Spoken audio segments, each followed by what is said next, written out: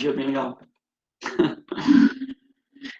Tá, então nós vamos começar a brincadeira com Química Ambiental, que é a nossa penúltima aula, né, do livro, que vai ser a aula 26. E aí tem alguns tópicos interessantes, assim, que geralmente a gente já ouviu falar, eu vou dar o ponto de vista químico deles, né, e algumas dicas que caem no vestibular, que é o que interessa. Então, eu vou tentar não aprofundar a parte que não cai, né, não ficar viajando muito. Nós vamos pegar bem certinho como cai, algumas ideias que seria legal você incorporar para poder acertar as questões, tá? Então, o teu livro vai começar com chuva ácida, né? A chuva ácida, eu até gravei um vídeo lá no meio da química inorgânica para falar um pouquinho sobre chuva ácida. Então, funciona mais ou menos assim. Eu peguei um slide aqui, que é um slide, sei lá, cara, de quinta série, tá? Que um aluno de quinta série fez esse slide aí. Foi do energia. Não, tô brincando, nem tem energia. Então, o que acontece, ó? Eu vou ter os combustíveis fósseis, né, que vão formar a chuva ácida. Mas primeiro, seria legal você saber que toda chuva já é levemente ácida. Então, se falarem para você que a chuva já é levemente ácida, tu diz sim, já é levemente ácida. Por quê? Porque o ar possui gás carbônico, tá? Não importa qual for a região do mundo, e vai produzir o ácido carbônico. Só caso você não lembre, você anota isso, né? Que o ácido carbônico é um ácido fraco. Então, como ele é um ácido fraco, né, ele não torna a chuva muito forte. Ela não vai tornar a chuva com uma acidez muito forte, né, com pH muito baixo. Então, não é considerado chuva ácida, apesar de ser levemente ácida. Então, quem provoca a chuva ácida, né, que a gente chama oficialmente, real oficial, de chuva ácida, né? Eu coloquei as legendas aqui, porque eu gosto desse desenho, tá? Só que elas estão em espanhol. Mas qualquer coisa eu posso traduzir para vocês, tá, gente? Não tem problema. Ó. Óxido de azufre quer dizer óxido de enxofre, tá? Óxido de nitrógeno quer dizer óxido de nitrogênio. Formação de ácido sulfúrico e ácido nítrico. Quer dizer formação de ácido sulfúrico e ácido nítrico. E liula ácida quer dizer chuva ácida. Então, do jeito que vem esses óxidos de enxofre e óxido de nitrogênio, de combustíveis fósseis, que podem produzir eles, tá? Ou ainda a ostulação, lá da metalurgia, tu lembra? Que, por exemplo, a prata é obtida através de um minério chamado argentita, que tem enxofre, e aí quando tu faz a ostulação, você queima e fornece óxidos de enxofre, formando, por exemplo, né, o SO2, que depois reage com a água formando o SO3 e acaba formando o ácido sulfúrico, né, que é o nosso principal ácido aí da chuva ácida, junto com o ácido nítrico, tá? Tem outros minérios, tá? Fazendo uma revisão de metalurgia, lembra do cinábrio, que é o minério de mercúrio, que também se faz a ostulação, que também colabora com a chuva ácida. Você lembra do... Claro, minhas filhas, ó, a blenda, que era o sulfeto de zinco, né? E a galena, que era o sulfeto de chumbo, que eram os minérios de zinco e chumbo, né? Que os dois produzem também chuva ácida, né? Então, tu já comprou que tenha isso, tu ajudou a produzir chuva ácida nessas grandes indústrias, né? Além disso, vai fornecer aqui o óxido de nitrogênio, que é chamado monóxido de nitrogênio, e o dióxido de nitrogênio, tá? Esses gases, eles formam tanto o ácido nítrico quanto o ácido sulfúrico. E por que a gente diz que esses dois são os ácidos da chuva ácida, tá? Porque não poderia ser o ácido nitroso ou o ácido sulfuroso, por exemplo? É que a chuva ácida ela tem que ter um pH, para ser chamado de ácida mesmo, que é um pH menor do que 5,6. Então, para baixo de 5,6 é conceitual isso, tá? Aí sim, o termo é chuva ácida. Se não, não. Isso é uma chuva normal para o nosso caso, tá? Que vai ali de 5,7 em diante, por exemplo, né? É uma chuva normal, não tem nada demais. Tudo bem com isso? Alguém de vocês sabe por que é 5,6? Por que eles escolheram exatamente esse pH? Então, é mais ou menos assim. Toda vez que tu baixar o pH de um recurso hídrico, tá? De um rio, de um lago, acaba matando a flora, a fauna. Por exemplo, no pH tanto mata os sapos, né? Se tiver pH 6, mata as rãs e girinos em geral. Então, tu vai exterminando a flora e a fauna. E quando chega a 5,6, você mata um peixe chamado truta, Cara, a truta é um peixe que reside principalmente nos Estados Unidos, né? E na Serra Catarinense. Então, na Serra Catarinense, cara, tanto que se tu for visitar a Serra Catarinense, vai ter vários pratos com truta.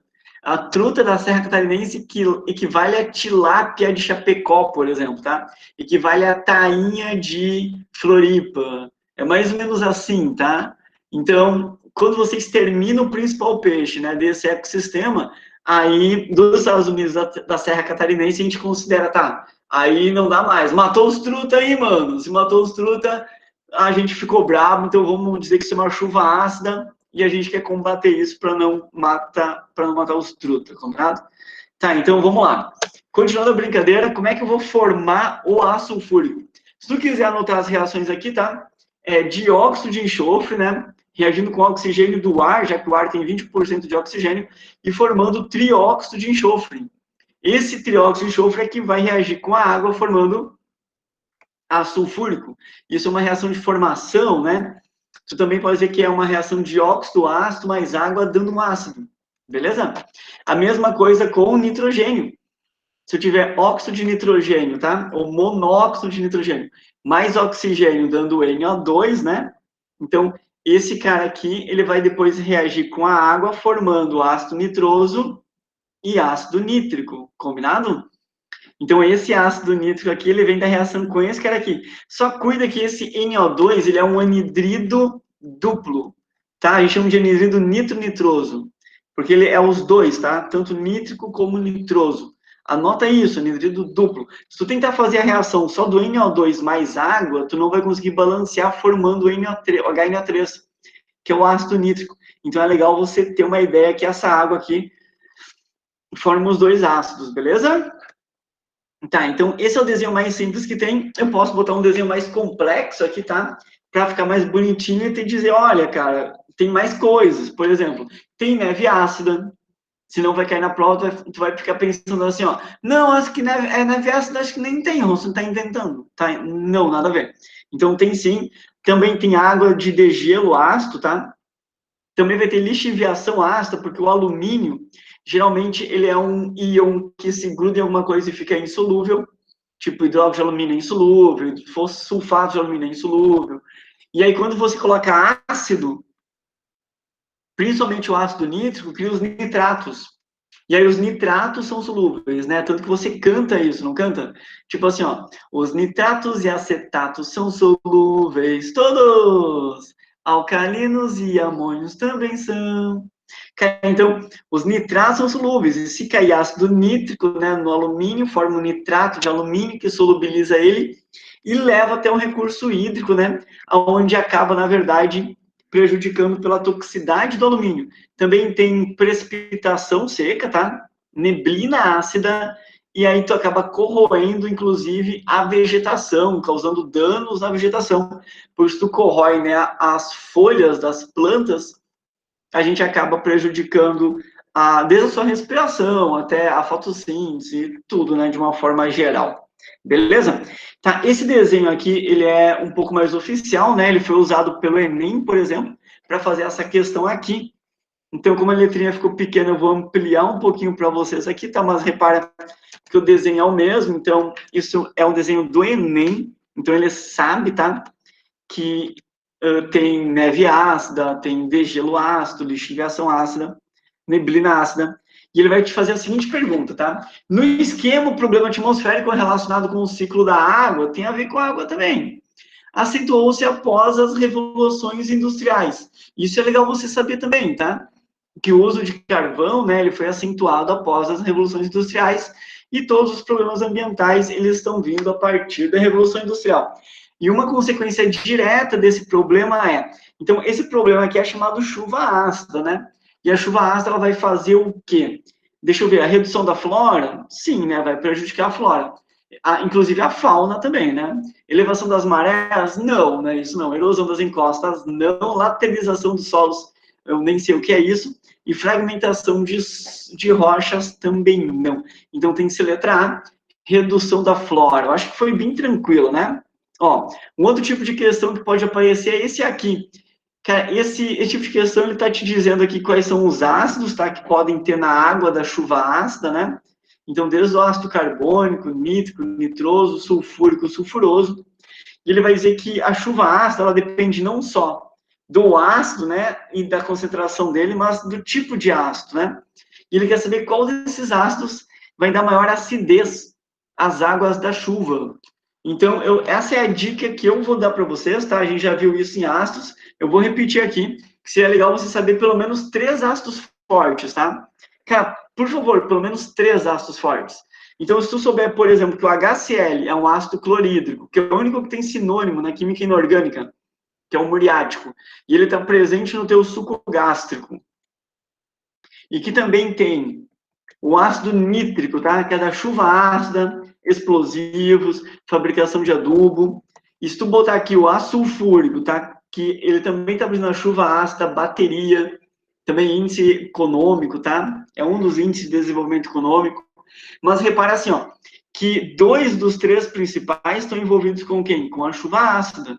E são ácidos fortes, tá? Então, o nítrico sulfúrico é o mínimo que eu espero que vocês saibam, beleza? E esses 3 são os 3 ácidos fortes que caem. Você até pode falar assim, tá, eu decorei os outros. Eu decorei, por exemplo, que tem o ácido clórico, que é forte. Eu decorei que o ácido bromídrico é forte, iodídrico é forte. Cara, nunca caíram. Nunca caíram, não é agora que vai cair. Eles querem esses 3, combinado? Então, quando aparecer essa questão aqui perguntando qual tem maior acidez, tem que responder o quê? Ah, sulfúrico e nítrico, que são os 2 ácidos fortes que tu tem que saber. E anota esse nosso esqueminha, essa nossa dica aqui, beleza? Tá. Então, agora, seguindo o baile, como é que eu tento solucionar isso, tá? Uma das medidas, usar transporte coletivo, ou energias limpas, como etanol, por exemplo, né? Como biocombustível. Tu poderia tirar o enxofre dos combustíveis fósseis. Cara, se tu não puder usar o combustível limpo, né? Então, tenta tirar o enxofre, ou tenta dessulfurar os gases lançados por indústrias. Tu sabe que o principal problema é esse aqui, né? Tipo uma ostulação, né? Na fabricação de prata, na fabricação de chumbo, de zinco, a gente acaba liberando SO2. E esse gás lançado para a atmosfera tem que dessulfurar ele, né?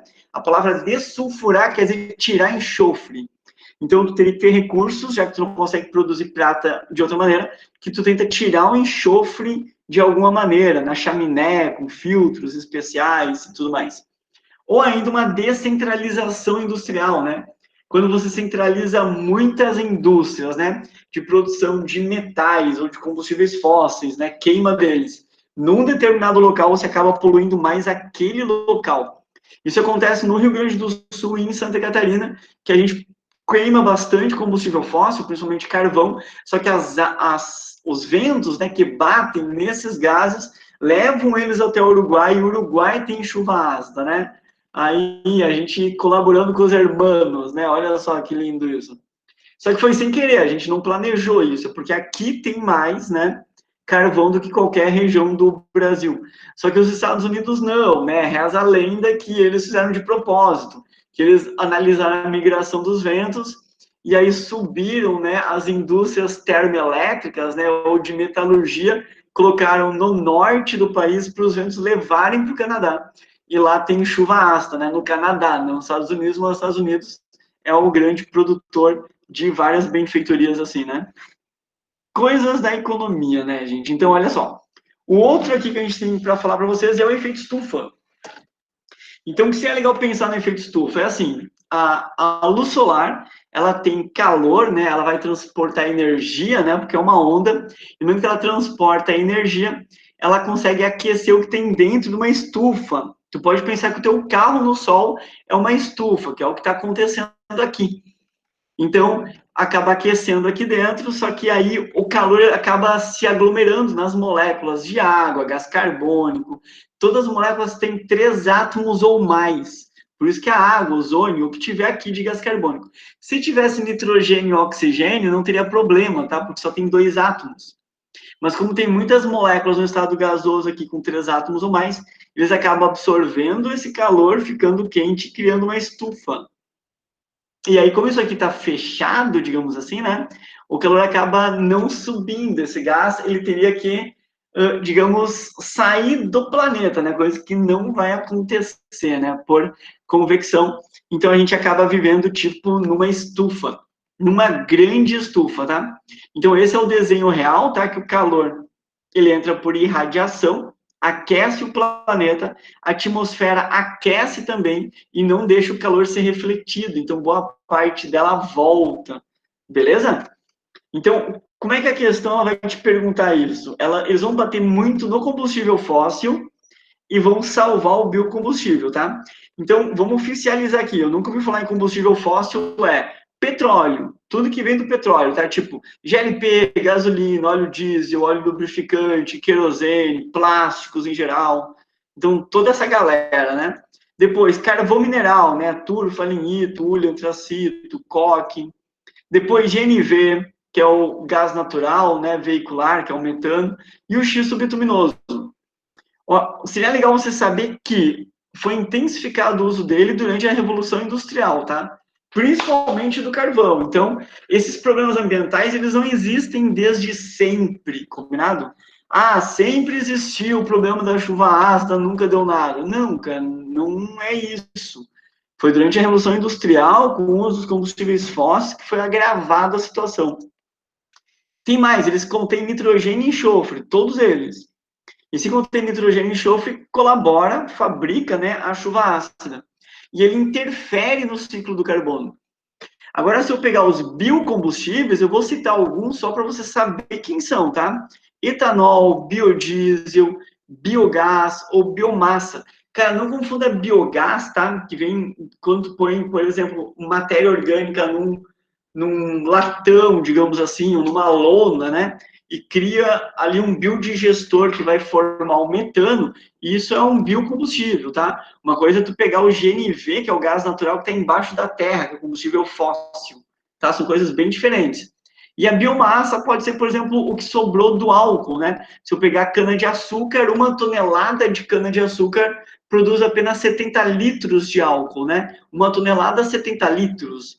Então, todo o resto, né, dessa 1 tonelada, né, tipo 900 e tantos quilos, tu faz o que com isso, né? É a biomassa. Então, você pode queimar essa biomassa, que ela vai ser um biocombustível, combinado?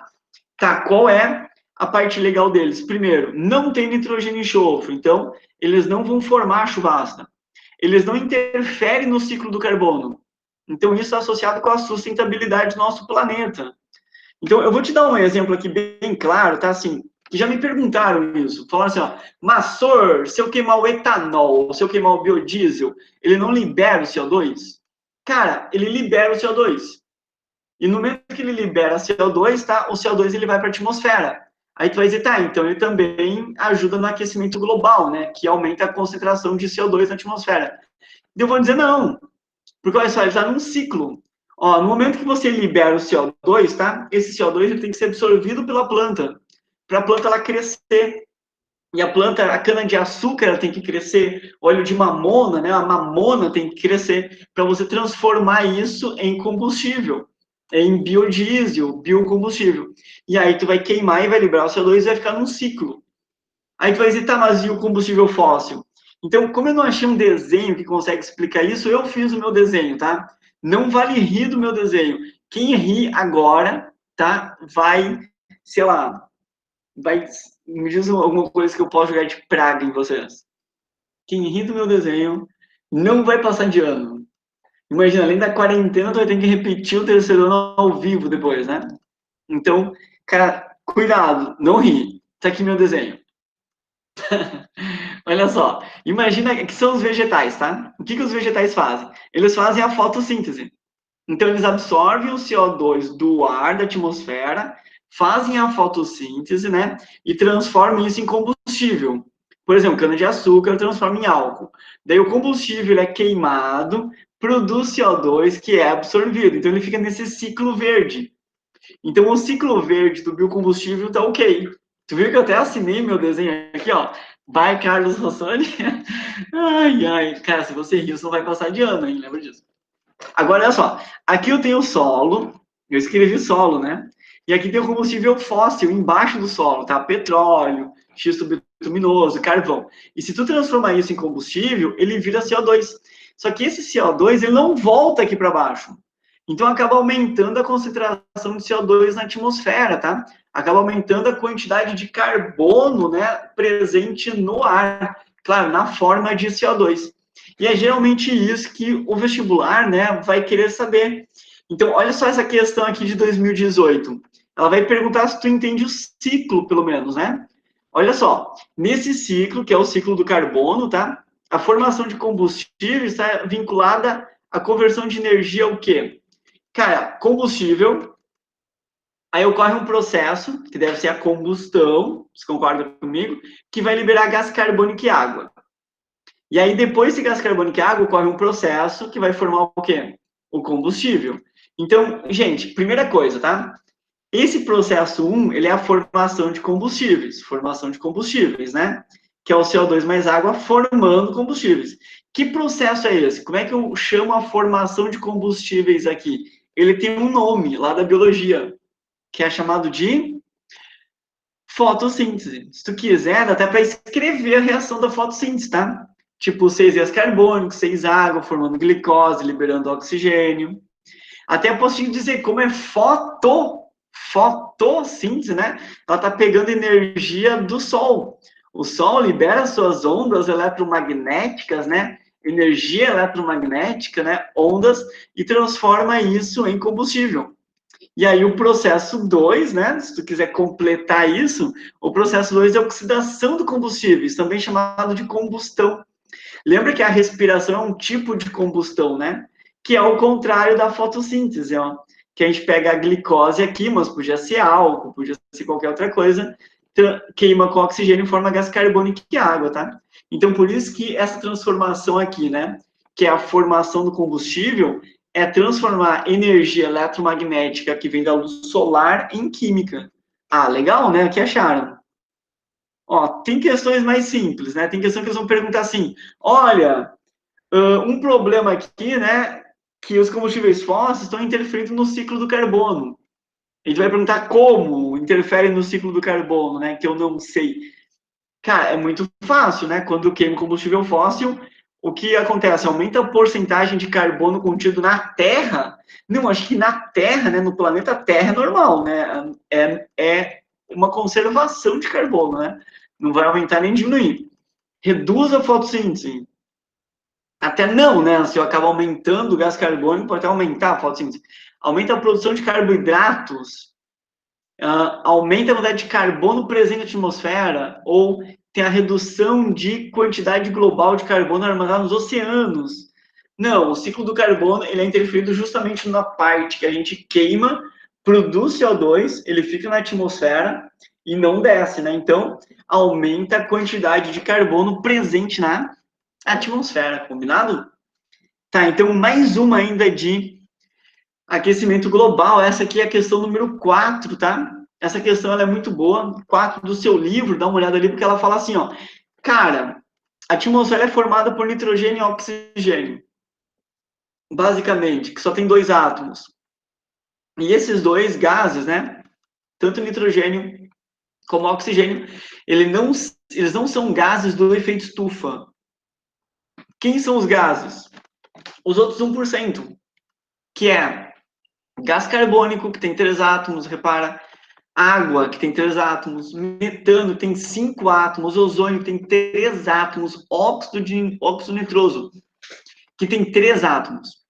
Então, esses gases, tá, que compõem quase 1% do ar, às vezes até menos, tá, eles são constituídos por pelo menos 3 átomos. E quando a molécula é constituída por pelo menos 3 átomos, ela consegue absorver o calor irradiado pela Terra e acabar aquecendo o planeta. Só que, em particular, o CO2, olha só, o CO2, ele tem prejudicado muito, tá? A quantidade dele bateu todos os níveis recordes que já houve no planeta. A gente tem um gráfico, tá? Eu sempre esqueço de trazer esse gráfico, que a gente mostra a quantidade de CO2, tá? E como que ela vai variando junto com a temperatura. Por exemplo, aumenta a temperatura depois que vem o aumento do CO2. Só que a gente está num negócio muito louco, tá? A gente está, por exemplo, assim, ó, o máximo que já teve de CO2 na atmosfera, para tu ter uma ideia, foi uma quantidade, vou chutar o valor, tá? É 300 ppm ou 250 ppm. Cara, a gente atingiu 500 ppm. A gente atingiu uma quantidade de gás carbônico que nunca houve antes no planeta Terra. Então, claro que vai ter cada vez maior temperatura. E a temperatura é uma consequência retardada, sabe? Por exemplo, a gente aumenta a quantidade de CO2 agora, a temperatura só vai começar a aumentar daqui 3 anos, né? Então, ela vem acompanhando de forma lenta e retardada o crescimento do CO2. Quer dizer, a gente já está ferrado, a gente está muito ferrado. Porque o que está acontecendo agora, a gente parar a produção agora, o aquecimento, né, do planeta, ele vai continuar até 3 anos, digamos assim. Se a gente parar agora, né? Porque a temperatura não é em tempo real que ela acompanha o CO2. Só que ele está associando isso com desmatamento. Então, o que o desmatamento teria a ver com o CO2, tá? Por exemplo, o que eu posso fazer? Desmatamento e CO2. Tem que achar isso numa coisa, numa alternativa que relaciona os dois de forma correta, né? Por exemplo, uma alternativa para combater o efeito estufa seria eu reduzir o calor irradiado pela Terra. Tá, como é que eu posso fazer isso, né? Para a Terra não liberar calor para a atmosfera? Nossa, ela vai pegar fogo internamente, é isso? Substituição da produção primária, vai deixar de plantar para congelar tudo. Usar ar-condicionado? Não entendi. Promover a queima da biomassa, né? Metano, tá? Não é o que ele está falando. Também não está falando de água, né? Então, reduzir o desmatamento, mantendo assim o potencial da vegetação em absorver o CO2. Cara, esse seria o perfeito, né? Remover moléculas orgânicas polares da atmosfera. Cara, o problema não é nem moléculas orgânicas, tá? O problema são as inorgânicas mesmo, por exemplo, CO2, água, né? E essa molécula aqui, por exemplo, metano, que ajuda o aquecimento global, ela não é polar, ela é apolar, né? Então aí ela está viajando horrores. Então o ideal seria C. Se você reduzir o desmatamento, né, principalmente por queimadas, né, você acaba tendo maior vegetação que pode absorver o CO2 para as plantas crescerem, se reproduzirem. E aí, se você está absorvendo o CO2, né, você está tirando pelo menos um pouco dele da atmosfera, né? Então essa seria a letra ideal, letra C. E aí tem uma questão que os alunos geralmente não gostam, né, que é a questão número 1 de vocês, que vai falar a mesma ideia, tá? Que ele vai dizer assim, cara, de que maneira as práticas agrícolas podem ajudar a minimizar o agravamento do efeito estufa, né? De novo, o que a agricultura, né, a plantação, os vegetais têm a ver com aquecimento global? Então, deixa eu ver, como é que poderia minimizar o agravamento, né? Evitando a rotação de culturas. Sim, daí tu vai fazer o quê, né? Você vai queimar o que sobrou ali? Cara, o ideal seria a rotação de culturas, né? Deixa eu ver. Liberando CO2 presente no solo. Não, né? A gente já não quer isso, né? A gente já não quer pegar o combustível fóssil e jogar CO2 na atmosfera, né? Então, se tiver CO2 no solo, a gente não faria isso. Aumentando a quantidade de matéria orgânica no solo. Sim. Leia-se matéria orgânica como vegetais, plantações. Se eu aumentar a quantidade de plantações, né, eu consigo absorver mais CO2, eu consigo reduzir um pouco a quantidade dele. Olha a letra D.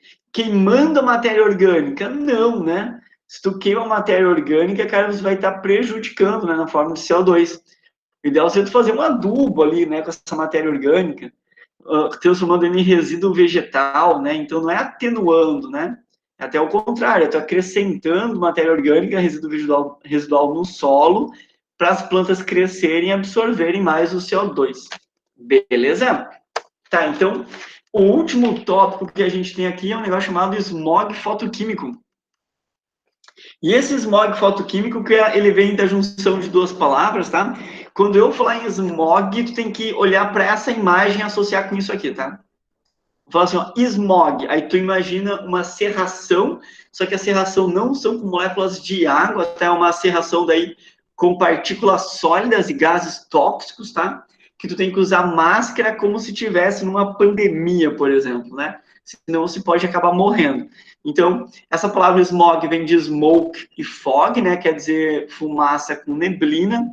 E aí ela geralmente oriunda da poluição do ar, essa poluição do ar ela vai formar principalmente o ozônio troposférico.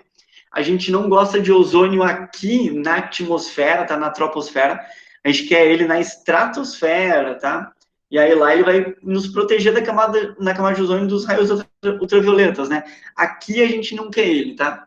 Então pode ter ainda outros compostos inorgânicos, né? Tipo NO, NO2, e até orgânicos, tá? Por exemplo, metanal, se eu tiver COVs, mas eu já comento com vocês esses caras, beleza? Então, o que pode acabar te acontecendo? Tá? Irritação nos olhos, na pele, no pulmão. Geralmente, assim, se tu mora numa cidade do interior e vai para São Paulo, né? Você sente essa irritação nos olhos e fica mexendo e ardendo. Cara, eu não sei o que está acontecendo com o meu olho. Cara, aquilo não está acostumado com toda essa poluição que tem lá, por exemplo, tá? Também vai ter a secura das membranas protetoras do nariz e da garganta. Então, tu começa a sentir um negócio estranho na garganta, tá? Fica seco e tu começa a... Cara, não tô bem em São Paulo. Até você acostumar. Aí depois vai até gostar um pouco da poluição, né? Tô brincando, gente. E aí tem as alterações do sistema imunológico. Pode causar morte, tá? Por doenças respiratórias ou até por deixar mais frágil, né? Então, tem mortes por smog fotoquímico. Cara, e como? Teve muitas mortes já, tá? O pior caso que já aconteceu foi em Londres, que a gente chama de Great Smog of London ou The Big Smoke. Isso aconteceu mais ou menos, cara, por culpa do carvão, tá? O uso do carvão excessivo, se tu pegar umas séries, tá? Por exemplo, se tu pegar Crown, que é a Coroa, né? Que é a série que narra a história da Elizabeth II, desde quando ela era novinha, assim, até alguns dias mais em diante, atuais, praticamente, né? Vai contar essa história aqui. Isso aqui ocorreu em 1952, lá em dezembro. Foram 4 dias, tá? Do dia 5 ao dia 9, 5, 6, 7, 8, 9, 5 dias, que a gente teve um grande smog, tá? Um grande smog. E aí, boa parte das mortes, ela vem da redução da visibilidade. Claro, além de asfixia, além de componentes tóxicos, além de visibilidade, perda de visibilidade. Por exemplo, teve jogo de futebol que foi cancelado. Teve cinema que foi cancelado, tá? O pessoal foi ver um filme e aí não conseguiu ver a tela. Imagina, tu não conseguiu ver, por exemplo, cara, quem fez o gol. Nem se teve gol ou não. Seus bobinhos. Então, olha só, esse foi a pior poluição do ar que já teve na história do Reino Unido, tá? Só para ter uma ideia. A gente teve mais ou menos 12 mil mortes e 200 mil feridos. Cara, eu só estou tentando traduzir para vocês aqui, tá? Eu nem vou me arriscar a falar isso em inglês, beleza? Mas eu deixei em inglês só para tu lembrar que isso ocorreu em Londres. E a partir daí, eles começaram a medir o número de partículas sólidas que teve no ar. Então, em 1950, pelo menos começaram a medir. E aí, com essa medição, a gente começou a traçar metas, tá, para reduzir. Então, a gente vive numa fase, tá, onde o número de partículas sólidas, que a gente chama de P-SOP fog, está cada vez menor. Que onde é que foi medido? Claro que aqui essas curvas aqui elas são estimadas, né? A gente não mediu elas, é uma estimativa, assim, beleza? Tá, então como é que a gente piora esse efeito? Com a luz solar. Se eu tiver a luz solar, algumas reações que vão formar gás letal e ozônio, que também é tóxico, vão ser produzidos, que pode formar depois o NO2, que daí nem é tão grave quanto esses dois aqui. Mas o principal deles, tá, que a gente mais fala no smog fotoquímico, é o ozônio troposférico. Além do ozônio troposférico, tá, esses caras inorgânicos, eu posso ter componentes orgânicos também, tá? Então, por exemplo, os COVs. COVs é a abreviação de compostos orgânicos voláteis. Por exemplo, poderia ter o metano, mas o metano não tem problema para a gente, tá? O aldeído tem problema, cara. O aldeído, por exemplo, tem o metanal, que é aquele HCO, né? Que o pessoal fazia formol para conservar cadáveres antigamente. E também tem o PAN, que é o peróxido, tá? Que vai ter muito oxigênio, que pode acabar se grudando em aldeídos, tá? Tipo de 2 carbonos, né? Daí fica peróxido de acetil, nitrato, se eles se grudarem nesses caras aqui que tem nitrogênio. Beleza? Tá, então, isso aqui é um resumo de smog fotoquímico, tá? Bem por cima. E aí, só para mostrar para vocês uma imagem da China de 1917, de 2017. Eu não sei como é que a gente tem essa imagem, tá? Muito provavelmente, cara, o cara que liberou essas imagens aqui, ele deve ter sido morto, né? Porque não poderia ter feito isso. Então, repara que essa imagem aqui, tá? É a China, tá? No caso, vai ser a capital, e aí, após 20 minutos, né, por culpa da luz solar, ela intensifica o smog. Olha o que acontece. Eu juro que isso aqui é a mesma câmera, tá vendo aqui esse prédio? Não sei se isso é um prédio ou não, né? Mas tá vendo que ele tá aqui, é a mesma câmera, só que 20 minutos depois. Então, olha só a loucura disso, cara. E aí, claro que depois a China começou com várias campanhas para usar carro elétrico, para usar não sei mais o quê, para renovar várias coisas e movimentar a economia dela, né? O importante sempre, cara, que eu acho que as indústrias inventam ou não, é que elas têm que trocar tudo de vez em quando, né? Ah, não pode mais carro a combustível fóssil, então vamos trocar por carro elétrico, né? Não pode mais isso, então agora tem que fazer tal coisa. Aí tu vai movimentando a economia, vai obrigando as pessoas a gastar grana e girar o capital, né? Então, esse aqui é um resumo de smog, e eu faço as duas questões que faltam ainda, porque a gente tem um pouquinho de tempo, né? Olha só, essa é uma das questões mais viajantes que eu já vi do Enem, porque ela vai falar assim, ó, cara, em vez de ter um aquecimento global, que é um superaquecimento, imagina que sofresse uma queda de temperatura como se entrasse numa era glacial, quer dizer, o contrário do aquecimento global. Então, se é o contrário do aquecimento global, né, o que eu posso ter? A camada de geleira, bem como o nível do mar, diminuiria? Não, né? Se está diminuindo a camada de geleira no aquecimento global, numa era glacial vai aumentar a camada de geleira. Então não pode ser letra A, né? Letra B diz que as geleiras aumentariam. Sim, acarretando alterações no relevo do continente, principalmente nos polos, com certeza, né? E no nível do mar, sim. Se com o aquecimento global o nível do mar aumenta, né, com a era glacial ele tende a diminuir. C. O equilíbrio do clima do planeta seria restabelecido. Não, né? Não restabelece, né? Ele seria muito prejudicado, beleza? Tipo, eu não quero nem aquecimento global e nem era glacial, tá? A gente quer o meio termo, assim. Ah, mas se eu somar os dois nós, não, dá um caos, né? Imagina. A fauna e a flora da região próxima ao Círculo Polar, quer dizer, onde é que é mais frio, né? Ártico e Antártico, nada sofreria. Nossa, onde é que mais sofreria, né?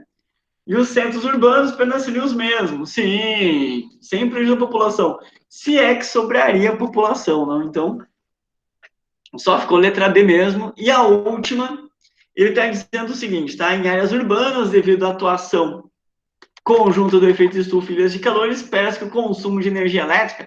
Cara, imagina que tu tá numa ilha de calor, tu tá morrendo de calor e tem um efeito estufa muito forte. Imagina que vai ser o verão de 2021, né, cara? Vai ser uma loucura. Tu acha que a energia elétrica vai diminuir ou vai aumentar? Vai aumentar. E devido ao bloqueio da luz do sol pelos gases, ai, cara, nada a ver. É devido a maior refrigeração de indústrias e residências, com toda certeza, beleza?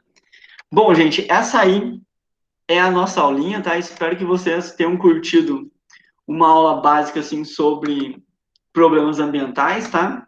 E consigam resolver todas as questões.